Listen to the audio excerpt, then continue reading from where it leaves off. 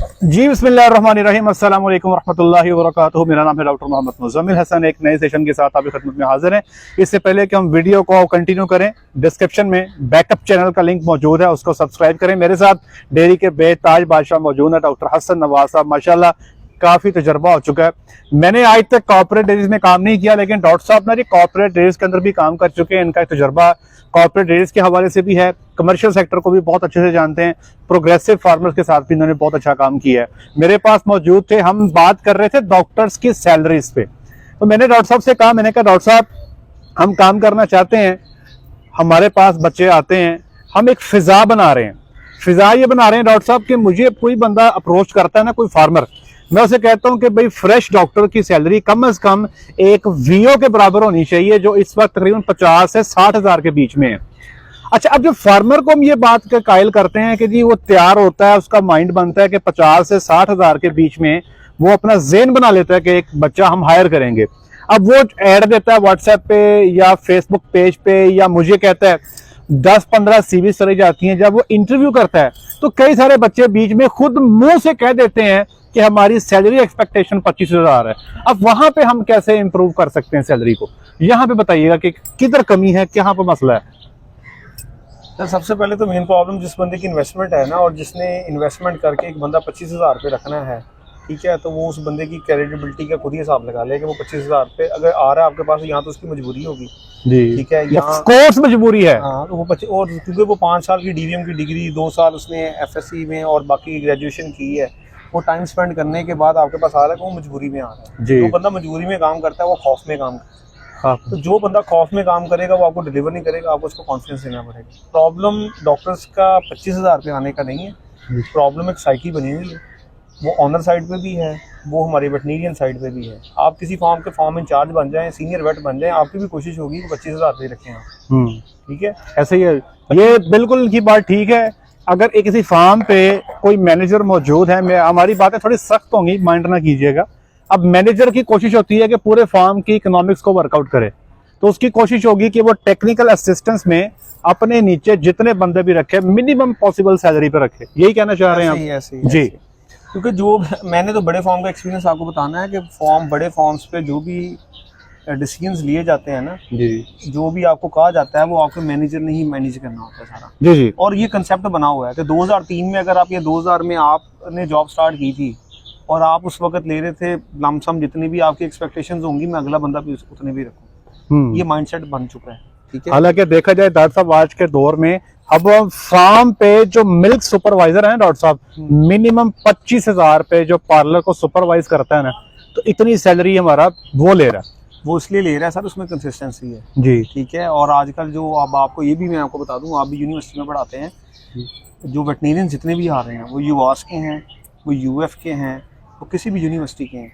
ठीक है। टीचिंग के अलावा एक मैनेजमेंटल कोर्स होना चाहिए उनको ट्रेनिंग देनी चाहिए, क्योंकि माहौल बदलता है हमेशा, इंडस्ट्री के मुताबिक उनको एडॉप्टेशन बतानी होनी चाहिए, ठीक है, ठीक है। शुरू में आपके पास एक्सपीरियंस नहीं होता, आप उस चीज़ का शिकार हो जाते हो, लेकिन जब आपके पास एक्सपीरियंस होता है तो कुछ हजरात जो उनसे हैं वो साल बाद स्किप कर जाते हैं, कुछ 2 साल बाद स्किप कर जाते हैं, कुछ ऑनर्स उनको तंग करना शुरू कर देते हैं कि जब उनका इंक्रीमेंट लगना होता है, लेकिन उनको ये नहीं पता कि साल की इन्वेस्टमेंट ऑनर्स की उन बंदों पे हो चुकी है, उनको ट्रेन कर दिया, अपने जानवरों पे कर दिया, वो बेशक हिट एंड ट्रायल मेथड है, वो बेशक एक्सपेरिमेंटेशन है, वो जो भी किया, लेकिन आप उनको ट्रेन कर चुके हैं, ठीक है। अब आपको चाहिए कि अब आपको एंजॉय करने का टाइम शुरू हुआ है, तो अब वो जो जनाब आपके फार्म को छोड़ के जा रहे हैं, वो फार्म को छोड़ के जा रहे हैं, उनको छोड़ने के नहीं जाना चाहिए जी। क्योंकि एक अभी मैं आपको कुछ इंटर्नीज थे मेरे पास मिनहा में जी, जब मैं कॉर्पोरेट डेयरी फार्म का हिस्सा था, उनको गाइडेंस दी थी, बच्चे कंसिस्टेंसी मैटर करती है जी जी। जिनका 3 साल का 4 साल का एक्सपीरियंस था वो पाकिस्तान में नहीं है इस वक्त।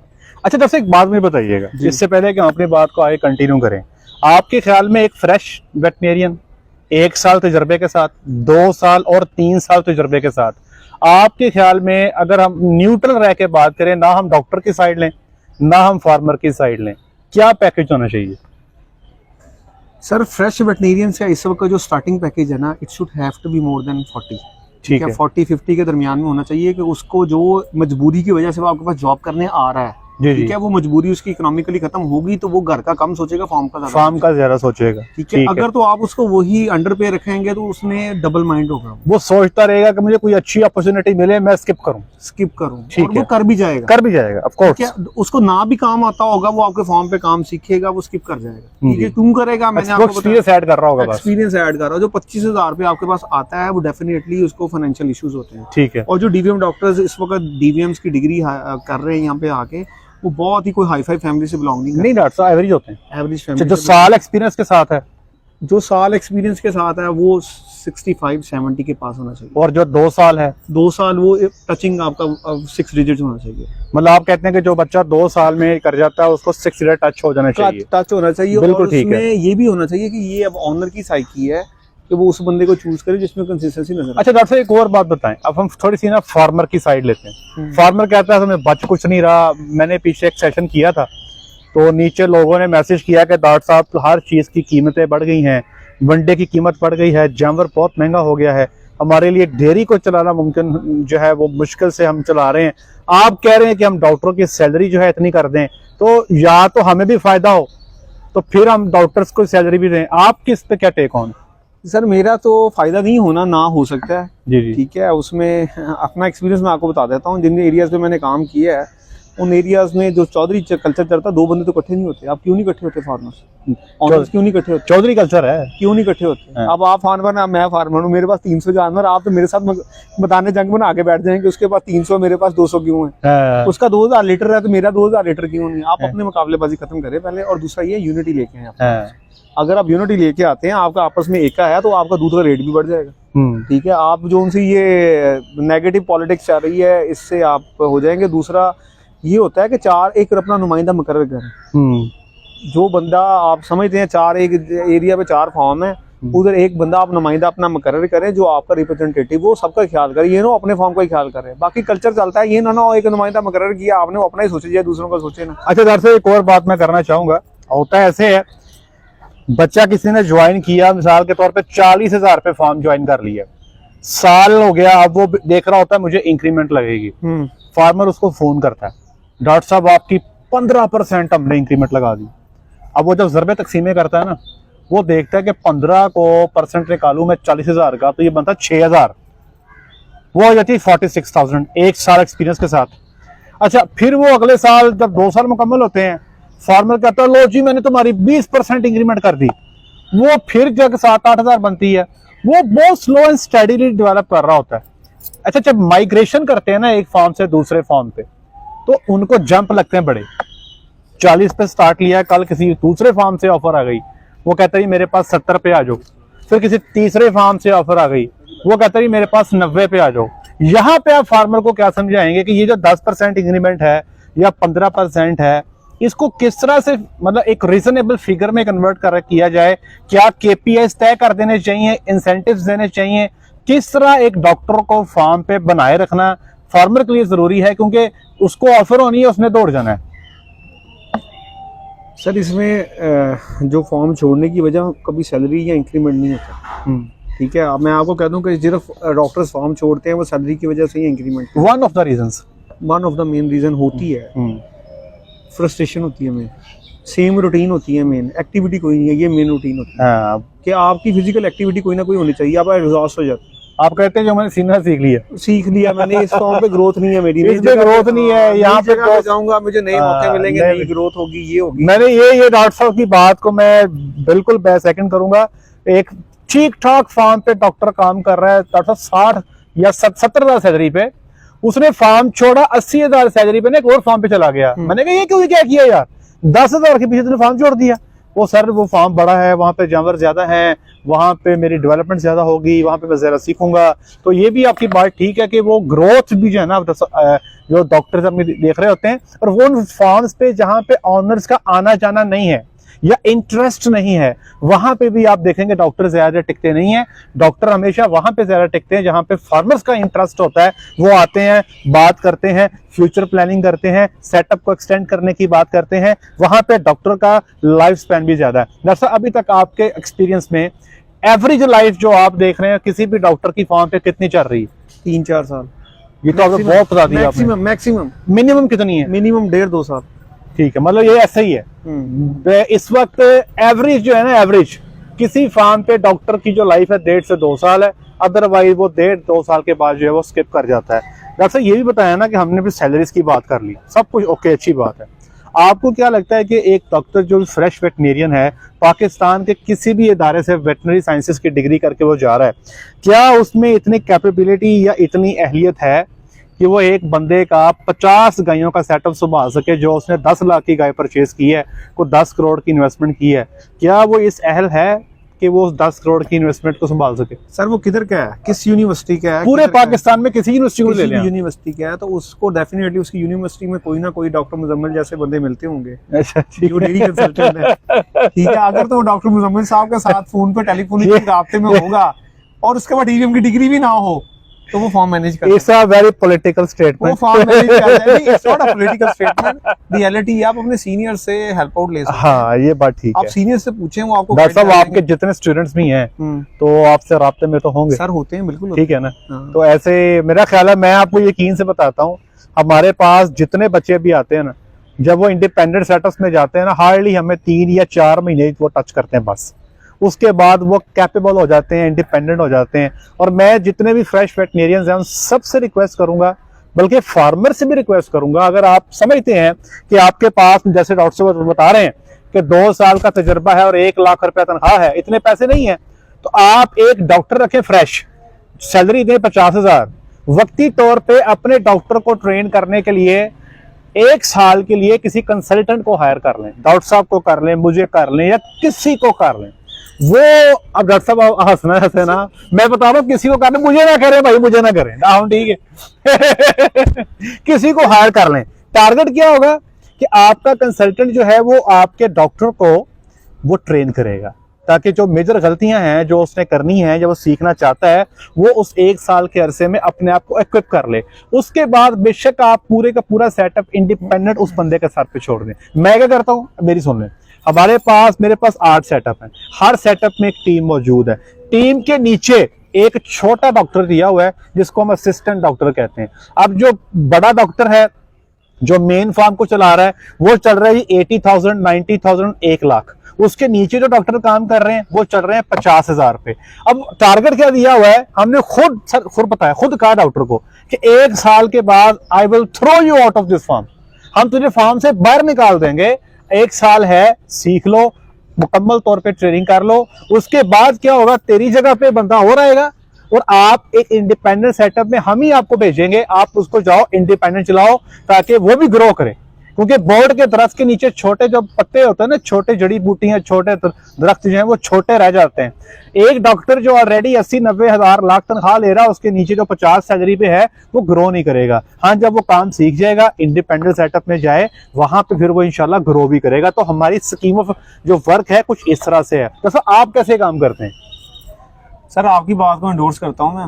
उसको एंडोर्स इस तरह ही करूंगा कि कॉन्फिडेंस चाहिए होता है। थ्योरेटिकल नॉलेज जो यंग वेट्स हैं उनके पास काफ़ी होता है, ठीक है। कॉन्फिडेंस आता है काम करते देख के, आप कर सकते हैं। जो डीवीएम डॉक्टर्स हैं जो यहाँ से पढ़ के जाते हैं, 5 साल की जिनके पास डिग्री होती है, वो इतने केपेबल होते हैं कि वो ना एक फॉर्म इंडिपेंडेंटली चला सकते हैं, लेकिन कॉन्फिडेंस चाहिए होते हैं वो, ठीक है। एक आधा केस होता है जिसमें आपको सीनियर कंसल्टेंट जो होता है ना, उसकी जरूरत महसूस होती है। सारे केस ऐसे नहीं होते। एक आधा मंथ ऐसा होगा जब आउटब्रेक आ जाती है, और सीनियर कंसल्टेंट जो उनसे होगा वो आपको प्रोटोकॉल ऐसे बना देगा जिसकी वजह से, या ब्रीडिंग पॉलिसीज जब बनानी है बना देगा, या आपको वो बता देगा कि आपने कैसे राशन फॉर्मुलेशन में हेल्प आउट कर देगा। वो आपने ऐसे इसको कंटिन्यू करना है। एक काफ का आपका पूरा जो है ना, वो क्या कहते हैं, पीरियड आपका निकलवा देगा, पूरा काफ फ्रॉम 0 डे टू 1 ईयर आपके हाथ से वो गो थ्रू करवा देगा। एग्जैक्टली वो फिर जब कॉन्फिडेंस, वो जो डॉक्टर्स को मैं मोटिवेट करना चाहता हूँ, जिन एनिमल्स की आपने इंसेमिनेशन की है, ठीक है, उन्हीं मिसाल के तौर पे मैं एक फॉर्म पे काम कर रहा हूँ, मेरी हीफर्स की जो है काविंग मेरे सामने हुई है, उसी हीफर को ग्रो किया है मैंने, उसी हीफर को मैंने इंसेमिनेट किया है, और उसी हीफर ने तकरीबन 24 माह या 26 माह पे जब बच्चा देना है, तो वो मेरा कॉन्फिडेंस है। उस बच्चे को जब मैं देखूंगा वो मेरे लिए कॉन्फिडेंस बिल्डअप करेगा। लेकिन डॉक्टर अगर आप 2 साल से पहले छोड़ जाते हैं तो वो आपको कॉन्फिडेंस नहीं मिलेगा। एक की नस्ल बनाई, दूसरा पाल रहा होता है। डॉक्टर साहब एट द एंड आखिरी सवाल ये है, ये थोड़ा सा डिफिकल्ट सवाल है जी, प्लीज। सवाल ये है डॉक्टर साहब कि अगर आप पाकिस्तान में जो वेटनरी प्रोफेशनल्स प्रोड्यूस कर रहे हैं, जितनी यूनिवर्सिटीज़ भी है, अगर मैं कुछ टॉप 3 पूछूं तो आप कैसे ग्रेड करते हैं? क्योंकि आपका पूरा फील्ड में आना जाना है, आप डिफरेंट फॉर्म्स पे जाते हैं, आपके सामने डिफरेंट फॉर्म्स पे आपके डॉक्टर से मुलाकात होती है, डिफरेंट यूनिवर्सिटीज़ के बच्चे परफॉर्म कर रहे हैं। आपको क्या लगता है इस वक्त एकेडेमिया इंडस्ट्री का गैप कौन सी टॉप 3 यूनिवर्सिटीज़ है जिनका बहुत थोड़ा है? सर वो यूनिवर्सिटीज़ जिन्होंने professional university corporate dairy farm से कमर्शियल फार्म से टीचर हायर किए हैं, वो किसी भी यूनिवर्सिटी में उठा के देख लें, जिनमें सबसे ज़्यादा रेशो है वो यूनिवर्सिटी के ग्रेजुएट ज़्यादा बेहतर होंगे। ठीक है, वो बेशक यूएफ है, यूवास है, एरिड है, टंडोजाम है, पूंछ है, रावलाकोट, कोई भी यूनिवर्सिटी है। सबसे पहले तो ये जो सी है ना, एक हमारी चल रही चपकलिश यूनिवर्सिटीज़ की, ये तो खत्म होनी चाहिए। हाँ, सारे भाई हैं जी, सारे हमारे भाई हैं, हम सारे पाकिस्तानी हैं। वो बेशक रिफा के हैं जी, हमारे हैं, युवास के हैं, किसी के भी, हमारा कोई कॉन्फ्लिक्ट ऑफ इंटरेस्ट नहीं है जी। ठीक है, आप डॉक्टर मुजम्मिल साहब से पूछें, कोई मसला मसाइल है मेरे से पूछें, मैं अवेलेबल हूँ आपके लिए। डॉक्टर साहब हम तो कर भी रहे हैं ना, मेरे पास रिफा से बच्चे मौजूद हैं, मेरे पास बीजीयू से बच्चे मौजूद हैं, और हमारे पास इवन के इंटरनेशनल आईयूबी से बच्चे भी मौजूद हैं जो हमारे पास काम कर रहे हैं। जो गोमेलियन है वो ज्यादातर हमारे पास नहीं आते, आई डोंट नो क्यों नहीं आते, शायद वो उस बेल्ट में रह जाते हैं। लेकिन एक बात याद रखें यार, ये जो यूनिवर्सिटीज के बच्चे आपस में, हमने देखा है जो एक दूसरे की लेग पुलिंग कर रहे होते हैं ना, कि हम यूएएफ से हैं तो यूएस की रैंक पुलिंग स्टार्ट है, यूएस की यूएएफ की लेग पुलिंग स्टार्ट है, ये बीजीयू वाले की यूएएफ से नहीं बन रही। सर ये खत्म होनी चाहिए। हम सारे भाई हैं, मुसलमान हैं, और हम पाकिस्तानी हैं, पाकिस्तान के इदारे से पढ़े हुए हैं। हमारा एक ही मोटो होना चाहिए कि हम जिस जगह पे काम कर रहे हैं, उस जगह पे जिस फार्मर के साथ भी हम काम कर रहे हैं, उसको बिल्डअप करने में हमारा क्या रोल है और हम कैसे उसको बिल्डअप कर सकते हैं। Sir at the and 2023 dairy में कैसा देख रहे हैं? कोई बेहतरी नजर आएगी या फार्मर ने रोना है? सर जो बंदे सर्वाइव कर जाएंगे और जो अल्लाह का शुक्र अदा करने वाले हैं, ठीक है, उनको डेयरी में बहुत ही पॉजिटिविटी नजर आएगी। ठीक है, जो बंदे रूटीनली आदत पड़ गई है रोने की, जिनको ठीक है हर चीज कंफर्टेबल चल रही हो तो फिर भी रोते हैं, डॉक्टर्स की सैलरी बहुत अच्छी है फिर भी रोते हैं, वो बंदे वहाँ के वहाँ रहने हैं। और मैं डॉक्टर्स को स्पेशली एक देना चाहता हूँ एक एडवाइस कि कंसिस्टेंसी बहुत मैटर करती है। Jack of all trade master of none वाला साहब होता है, अगर आप बार बार जो उनसे है ना एक जगह से दूसरे स्पॉट पे जाते हो, ठीक है। बाकी जो ये यूनिवर्सिटीज वाली डॉक्टर साहब ने बात की हुई है, ये ना स्टेट विद इन स्टेट बनी हुई है। पाकिस्तान के अंदर ही हमने ना India, Afghanistan, Iran, Balochistan, Sudan वगैरह सारा बनाया हुआ है। वो यूनिवर्सिटीज का भी है, वो फॉर्म्स का भी है। ये चीजें खत्म होनी चाहिए, ये चीजें खत्म होंगी तो इंशाल्लाह जो आपको ना पॉजिटिव वाइब्स मिलेंगी, चीजें बेहतर होंगी, इत्तेफाक होगा, काम करने का मजा आएगा। वो सीनियर लेवल पे भी है, ये मैं आपको जूनियर्स का नहीं कह रहा, ओवरऑल लेवल पे भी है, सीनियर डॉक्टर्स लेवल पे भी है। जो लड़के पॉजिटिव हैं उनको मैं चैलेंज करता हूं कि इंशाल्लाह आप पॉजिटिव हो तो आपको I am going to see you at farm manager post, किसी भी फॉर्म पे जा सकते हो।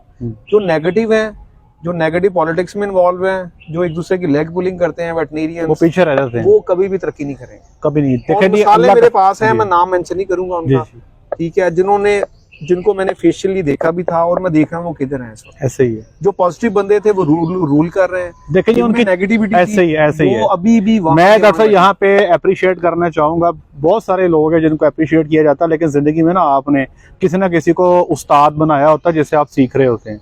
मेरे जो कुछ डेयरी के उस्ताद थे ना शुरू में, एक तो डॉक्टर फरीद सईद साहब थे, डॉक्टर साहब भी मेरे उस्ताद हैं, ठीक है जी। और इसी तरह एक डॉक्टर फैसल हुआ करते थे, हैं भी, नेस्ले सब फार्म पे वो मैनेजर थे। मैंने उनका बड़ा ही सर खाया। 2010 में मैंने काम शुरू किया और 2013 तक मैंने उस बंदे का इतना सर खाया कि आपकी सोच होगी। लेकिन उस बंदे को सलाम है, उसने कभी इरिटेशन का मुजाहरा नहीं किया, हमेशा कोशिश की मुझे समझाने की, मुझे बताने की। तो मैं जब भी कभी मुझे लोग रब्ता करते हैं ना, जब हल्का सा कभी मैं इरिटेट होता हूँ ना, तो मेरे ज़हन में ये बात आ जाती है कि यार तू भी किसी ज़माने में किसी को तंग किया करता था और अगला बंदा तुझे बिल्कुल प्यार से समझाता था। तो फिर मैं अपने आप को कूल डाउन करता हूँ कि नहीं, हमने अपने छोटों को समझाना है, हमने उनकी गाइडेंस करनी है। तो आप देखें वो बंदा, उसने कभी आज तक ये नहीं सोचा, वो एनिमल हस्बेंड्री से हैं डॉक्टर साहब, सर डॉक्टर फैसल साहब, मैं बताता हूँ हाँ। आपको, डॉक्टर नवीद साहब हैं सफायर पे, वो भी हस्बेंड्री से हैं। हस्बैंडरी से हैं। मैंने बहुत सीखा मतलब कभी भी उन्होंने ये काम नहीं किया, कॉन्फ्लिक्ट कभी नहीं आया, डीवीएम हस्बैंडरी का कभी कॉन्फ्लिक्ट नहीं आने दिया। इमरान साहब है universal dairy, Imran Babar, yes, हाँ जी, उनसे मसले Excellent. बनते हैं, हम पूछते रहे, मैं उनसे पूछता रहता हूँ मतलब चीजें। आप उनसे मिलेंगे ना, आपको ऐसे ही लगेगा आप अपने भाइयों के साथ बैठे हैं, गपशप लगा रहे हैं। और आज वो देखें माशाल्लाह, वो लोग किधर बैठे हैं, मतलब Senior है उनका हमारे वो। मतलब हमारे सीनियर हैं, हम उनकी रिस्पेक्ट हम भी करते हैं, बेसिकली ना फंस जाते हैं इन जी। केसेस पे, फिर हम उनकी राय वो राय लेते हैं। हमारे लिए उनकी राय बड़ी मुकद्दम होती है। हम जब उनसे राय ले लेते हैं, उनके को पॉइंट ऑफ व्यू हमारे पास आता है, तो हम जो है ना वो स्ट्रॉन्ग फुटेड हो जाते हैं। तो ये डॉक्टर साहब की बात ठीक फिर है। डॉक्टर अब्दुल्ला साहब हैं, अब्दुल्ला साहब ने निशात साथ में एग्जैक्टली, डॉक्टर वसीम साहब हैं ईस्टर्न पे। जब भी हमें को आता है ना इशू आता है, जी। मैं इन बंदों को अप्रोच करता हूँ, बिल्कुल ऐसे ही है। ठीक है। इनके साथ मेरा बड़ा अच्छा सारे ये बचपन तो बड़े बड़े बड़े नाम ले दिए डॉक्टर साहब ने। सर हम तो अपने स्टूडेंट्स को भी टच कर लेते हैं। मोहसिन सूडान में, सूडान, डॉक्टर मोहसिन प्रोटोकॉल्स, ठीक है फॉरेन जी। प्रोटोकॉल। जब मैं कभी मुझे किसी केस की नहीं समझ आती, कई सारे केसेस हैं। अब जब लंपी स्किन आया था हमारे पास पाकिस्तान में, हमारे लिए न्यू थी, लेकिन डॉक्टर मोहसिन साहब सूडान में उसको देख चुके थे, बड़ा उन्होंने मुझे हेल्प आउट किया। तो डॉक्टर मोहसिन मेरे स्टूडेंट है, लेकिन कभी हमने पूछने में आर महसूस नहीं की, बल्कि सीखने का जो अमल है ना, उसमें छोटा बड़ा नहीं होता। उसमें सिर्फ ये होता है कि आपको इल्म कहाँ से मिलता है, बस ले लें, यही सबसे इम्पोर्टेंट चीज़ है। डॉक्टर साहब आपका बहुत शुक्रिया, आपके टाइम का बहुत शुक्रिया। आप लोग उम्मीद करते हैं कि आज के सेशन से पॉजिटिव चीज़ों को लेंगे जिससे आप इम्प्रूव कर सकें। उम्मीद करते हैं सेशन आप इसको एंजॉय करेंगे, इससे सीखेंगे। आज के लिए इतना ही, अपना ख्याल रखें, दुआ में याद रखें, 5 वक्त की नमाज बाद जमात अदा करें। अस्सलाम वालेकुम।